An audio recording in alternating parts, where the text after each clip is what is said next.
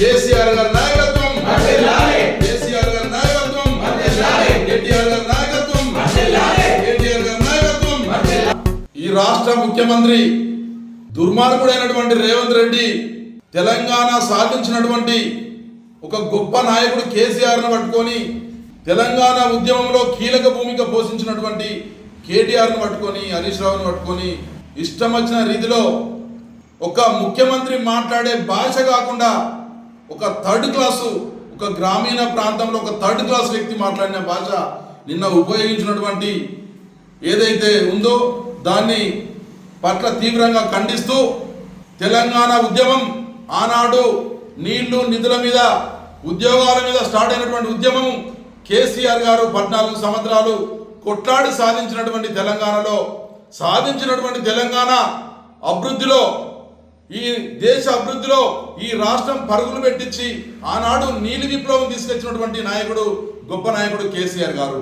ఇలా దానిలో భాగంగానే కాళేశ్వరం ప్రాజెక్టును చరిత్రలో కనివిని ఎరగని రీతిలో తక్కువ టైంలో 3 సంవత్సరాల్లో పూర్తి చేసి ఇలా మేడిగడ్డ నుంచి కన్నెపల్లి పంప్ హౌస్ నుంచి ఇలా మిడ్మానేరుకు నీళ్లు తీసుకొచ్చి మిడ్మానేరు నుంచి కొండపోచమ్మ, రంగనాయక సాగరు, మల్లన్న సాగరు, మల్కపేట రిజర్వాయర్ నింపినటువంటి చరిత్ర ఆనాడు కేసీఆర్ గారిది. ఇలా బిడ్డ రైతులకు నీళ్ళు ఇవ్వమంటే నువ్వేం మాట్లాడుతా ఉన్నావు? ఇలా కేటీఆర్ను, హరీష్ రావును, కేసీఆర్ను కోసి రక్తము రైతుల పొలాల్లో సల్లాలని మాట్లాడుతా ఉన్నావు బిడ్డ. ఇలా నిన్ను కోసడానికి ఇలా రైతులందరూ కూడా సిద్ధంగా ఉన్నారు. ఇలా మా హరీష్ రావు చెప్పిండు, బిడ్డ మా రక్తమే చల్లడం అన్నట్లయితే నిజంగానే రైతులకు నీటిస్తా అంటే మా రక్తం కూడా చల్లడానికి సిద్ధంగా ఉన్నామని చెప్పడం జరిగింది.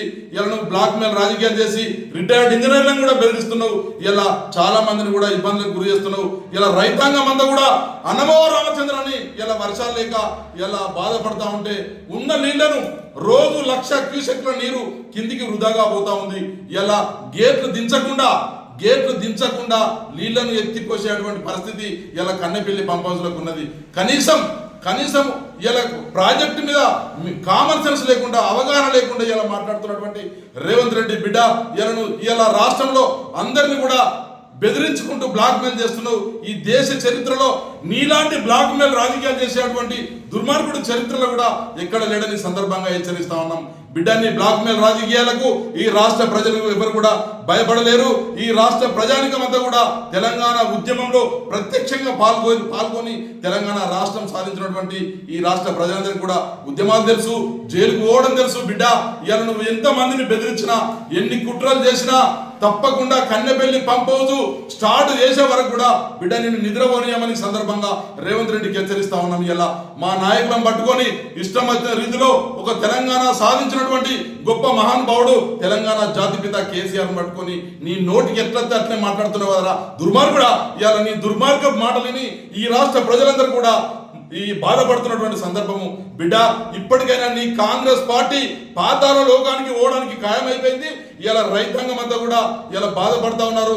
ప్రజలందరూ కూడా ఈ యొక్క కాంగ్రెస్ పార్టీని చీత్కరించుకుంటున్నారు.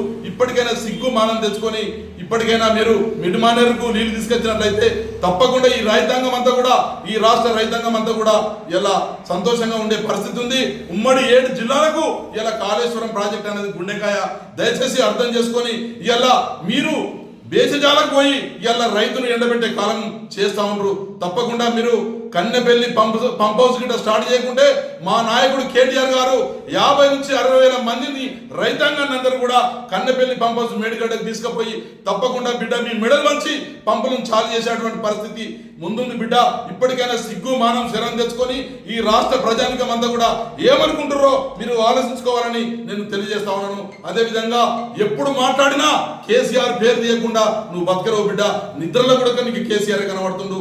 ఇలా రాష్ట్రం తెచ్చినటువంటి నాయకుడిని దుర్మార్గంగా నీ యొక్క భాష చూస్తే బిడ్డ నిన్ను దొరికితే ఇలా పోలీస్ సెక్యూరిటీ లేకుంటే బట్టలిడిసి కొట్టడానికి ప్రజలందరూ కూడా సిద్ధంగా ఉన్నారు. నువ్వేం మాట్లాడుతున్నావు? ఆర్థిక ఉగ్రవాదులను మాట్లాడుతున్నావు. బిడ్డ ఇప్పటికైనా నీ భాష విధానాన్ని మార్చుకో. ఈ రాష్ట్ర ముఖ్యమంత్రి అనేటువంటి సోయి తెచ్చుకొని మాట్లాడు బిడ్డ. లేకుంటే మా నాయకుల గురించి ఇక ముందు కూడా నువ్వు ఎప్పుడైనా చిల్లర మాటలు మాట్లాడినట్లయితే బిడ్డ నిన్ను ఎక్కడికక్కడ ఈ రాష్ట్ర ప్రజానికం అంతా కూడా రైతాంగం కానీ, కార్మికులు కానీ, కర్షకులు కానీ, మహిళా సంఘాలు కానీ, యువకులు కానీ, విద్యార్థులు కానీ ఇలా గురుకుల పాఠశాలలో అనేక మంది విద్యార్థులు చనిపోయినటువంటి కనబడతలేదని సందర్భంగా అడుగుతా ఉన్నా బిడ్డ. నువ్వు ఇలా నీ మనమనికి పూరీ డేస్ ఇస్తున్నావు బిడ్డ. ఈ రాష్ట్ర విద్యార్థులందరూ కూడా గురుకుల పాఠశాలలో పురుగుల అన్నం తిని చనిపోతున్నటువంటి సందర్భం నీకు కనబడతలేదా? ఇలా నువ్వు కనీసం సిగ్గు సోయి తెచ్చుకో బిడ్డ. ఈ రాష్ట్రం ఆల్రెడీ గాడి తప్పింది. ఈ రాష్ట్రంలో శాంతి భద్రతలు లేవు. ఇప్పటికైనా సోయి తెచ్చుకొని 30 నెలల నుంచి చేస్తున్నటువంటి నీ దుర్మార్గ పాలనకు చరమగీతం మారడానికి రాష్ట్ర ప్రజానికం అంతా కూడా సిద్ధంగా ఉంది బిడ్డ. నీకు ఆల్రెడీ ఫ్రస్ట్రేషన్లో ఉన్నావు నువ్వు. ఎందుకంటే బీఆర్ఎస్ పార్టీకి ఈ ప్రజాదరణ పెరుగుతుంది కాబట్టి దాన్ని తట్టుకోలేకనే నువ్వు ప్రెస్టేషన్లా పిచ్చి మాట్లాడుతున్నావు బిడ్డ.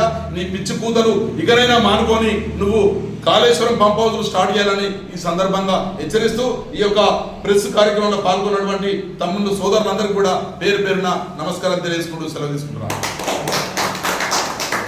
జై తెలంగాణ.